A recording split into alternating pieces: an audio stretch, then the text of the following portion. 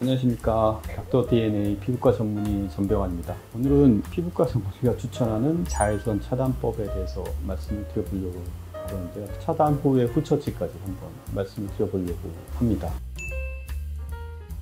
빛이 가시광선도 있고 자외선은 또 자외선 A, B, C 이렇게 나눌 수가 있는데 C는 지표면에 거의 도달하지 않고 주로 자외선 A와 B가 피부 노화라든지 기미나 이런 검버섯, 심지어는 피부암까지 발생을 시키는 어떤 좋은 역할과 나쁜 역할을 갖고 있는데, 적당한 정도의 자외선은 도움이 될 수 있지만 많은 양의 자외선이 피부에 닿게 되면 안 좋은 영향을 미치기 때문에 요즘에 야외 생활 많이 증가하잖아요. 저도 개인적으로 골프를 되게 좋아하기 때문에 해변가에서 수영을 한다든지 장시간 이렇게 햇볕에 노출이 되는 경우가 많고, 요즘에 자외선 차단은 어떻게 보면 현대 생활에 있어서 필수인 것 같고, 자외선 차단하는 방법이 몇 가지 있지만 가장 대표적인 거는 이제 자외선 차단제를 피부에 바르는 방법을 통해서 자외선 차단을 하게 되는데, 이 논문은 서울대 보라매병원에서 쓴 논문인데 한국 사람들이 어떻게 자외선 차단제를 발라야 되는지, 어떻게 쓰는지 그런 양태에 대해서 연구를 한 거거든요. 이 자외선 차단제를 바르는 게 소득 수준이 높아지면서 예전에 비해서 상당히 많이 중요하게 여긴다고 결론을 냈고요. 자외선 차단제도 보면은 여기 SPF, PA 수치 두 개가 적혀져 있는데, SPF는 자외선 B 차단하는 효과에 대한 지수고요. PA 수치는 이제 자외선 A, 기미라든지 이런 색소를 만드는 거는 자외선 A가 더 영향을 많이 주기 때문에 PA 수치가 높은 게 사실 되게 중요하거든요. 이 자외선이 이 비타민 D 형성하고도 상당히 연관이 돼 있기 때문에 적당한 자외선을 받음을 통해서 비타민 D를 만들어내는 건 중요하지만, 비타민 D를 체내에서 합성할 수 있는 그런 적당한 양의 자외선 양은 한 15분 정도면 충분하다고 그러거든요.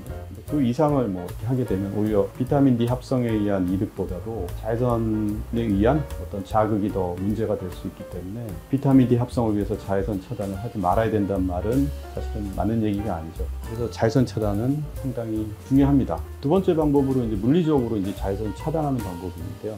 양산이나 모자나 토시라든지 아니면 이렇게 요즘에 두건처럼 얼굴에 가리는 방법도 있잖아요. 그래서 물리적으로 차단하는 방법은 가장 간단하면서도 손쉽고 중요한 방법인 것 같아요. 그래서 이런 방법을 기미가 있다든지 아니면 색소가 올라오는 것을 꺼려 하시는 분들한테는, 특히 이렇게 골프를 칠 때 이런 경우에 저는 많이 추천을 해드리거든요. 근데 이렇게 얼굴을 이렇게 두건으로 가린다든지 이런 방법들이 저도 해보면 이게 100% 다 가려지진 않거든요. 저는 개인적으로 이렇게 자외선 차단제를 좀 바르고 여기다가 모자를 쓰거나 아니면 여기다 얼굴에다 두건을 쓰거나 토시를 하고, 심지어는 이제 양산까지 쓰는, 야외에서 최대한 많이 가려주는 방법이 가장 도움이 되지 않을까 생각을 합니다. 이게 요즘 많이 하시는 방법이잖아요. 패치 제품들도 되게 많이 나와 있는 것 같아요. 단순히 그냥 부착을 통해서 자외선을 막는, 물론 이게 잘 쓰면 가장 좋은데 파스 같은 거 붙이면 알러지 생기는 분들도 있거든요. 이 패치는 아무래도 접착을 해야 되기 때문에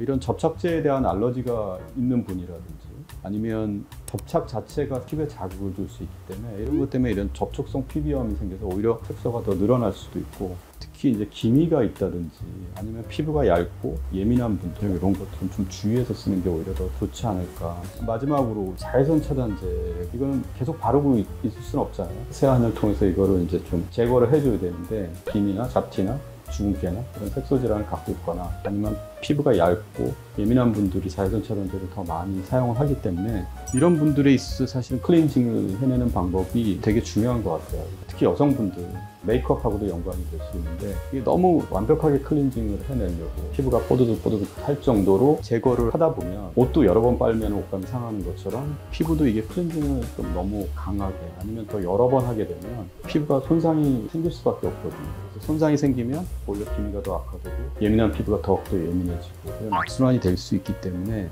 이렇게 예민한 분들은 완벽한 클렌징을 목표로 하지 않는 거를.